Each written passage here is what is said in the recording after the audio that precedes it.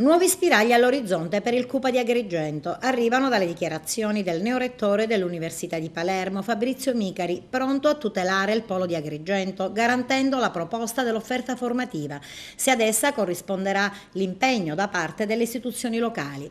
Ma vediamo cosa ne pensa il vicepresidente del polo, Giovanni Di Maida. Sono delle parole che ci incoraggiano e che fanno ben sperare anche alla popolazione studentesca. In sostanza Micari dice: io sono disponibile a continuare a diciamo, fornirvi l'offerta cioè, a fornirvi corsi di laurea e quindi a mantenere l'offerta formativa e quindi il decentramento su Agrigento.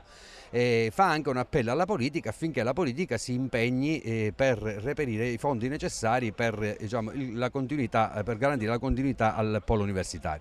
Devo dire che in questi mesi, dopo che ci sono state le note manifestazioni dell'inverno scorso, la politica tutta si è mobilitata Mariella Lobello, che ha fatto finanziare 800.000 euro che sostanzialmente sostituiscono gli 800.000 euro che dava la provincia, il libero consorzio, ex provincia regionale, ma devo dire che vi è anche un forte impegno del neosindaco Lillo Firetto, diciamo, che sta diciamo, mediando anche con il libero consorzio affinché possa rientrare il libero consorzio nella compagine consortile. Vi è anche diciamo, la possibilità molto concreta che la Camera di Commercio possa rientrare in un'ottica di rilancio diciamo, del polo universitario. Un altro momento di rinascita che riguarda il Cupa di Agrigento è inserito in questa proposta del Consiglio Superiore dei Beni Culturali. C'è questa proposta, è una buona proposta, in sostanza il Consiglio regionale dei beni culturali diciamo, pensa di voler fare sistema con tutte le istituzioni culturali che operano nel territorio